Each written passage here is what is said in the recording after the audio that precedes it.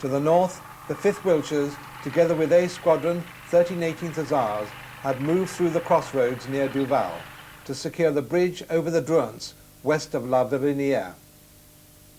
This bridge, which as such no longer exists, and the surrounding terrain were destined over the next 2 days to be the scene of the fiercest fighting in the battle for Montpinçon. 18 platoon of D Company, under the command of Major Thomas, led the way.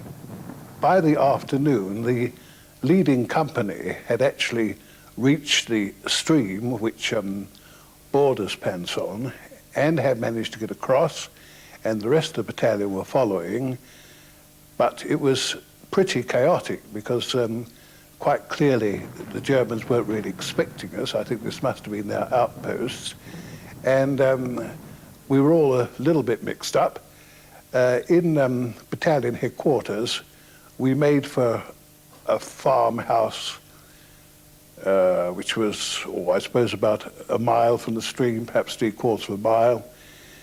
And when the rest of the rear headquarters came up, sadly a mortar shell arrived which killed our much beloved Padre, Jimmy Douglas, the cook, Double Davis, and several others. Not exactly a good start to a battle. And dusk was falling, and there it was, there we were,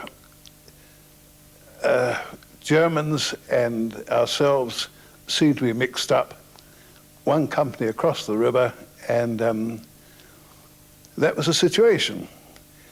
There was a lot of mortar fire coming down on us, and while we were going there was a report from one of the companies that they'd found a woman in a German trench, and she wouldn't come out. So of course I was delegated with the sergeants of the section, Sergeant Shawnee, the two of us. We went up there to see what this woman was doing, and she was a woman about 40 years old, and she had an Alsatian dog with her, and we were rather worried that she might be sort of being put out there to inform the enemy that what we were doing. Anyhow, we got her out of the trench, and you had this sort of sack on her back with her, what's going on here? And of course it was about a dozen pairs of shoes. During the course of the night, Mickey Thomas, the very gallant commander of, I think it was D Company, had got across the stream, worked his way back through the enemy to tell us that he had in fact infiltrated right into the heart of an enemy position.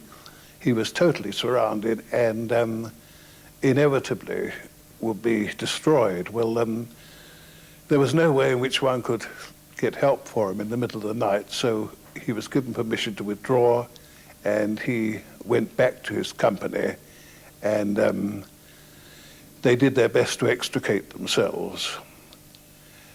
They had a very tough time of it. I think they went back in groups, and some were luckier than others, but sadly Mickey himself was killed, and the company as such, although there were survivors, had more or less ceased to exist. The 4th Wiltshires had now moved to Donvaux, a new concentration area selected by brigade headquarters. Regrettably, this concentration area was, when dawn broke, in full sight of the enemy. They, in fact, were in Donvaux, or they had OPs in Donvaux. And while we were having an early breakfast at last, they shattered us with very heavy artillery and mortar fire. We stayed there all the night. We dug in as best we could. Some dug in and some didn't. And the next morning when we were going to have breakfast, and it was getting misty, and they started sending the flipping shells over. So it was a bit dicey there. And a lot of chaps in the companies were killed. I had 3 or 4 casualties, but it was a bad pitch that. I don't want to be shot by a brigade major all the time, if he's still alive, but it wasn't a very clever move. We were then given our orders to go much farther left, 4th Wiltshires, to take up position, brigade reserve, behind 4 Somerset Light Infantry who were miles away.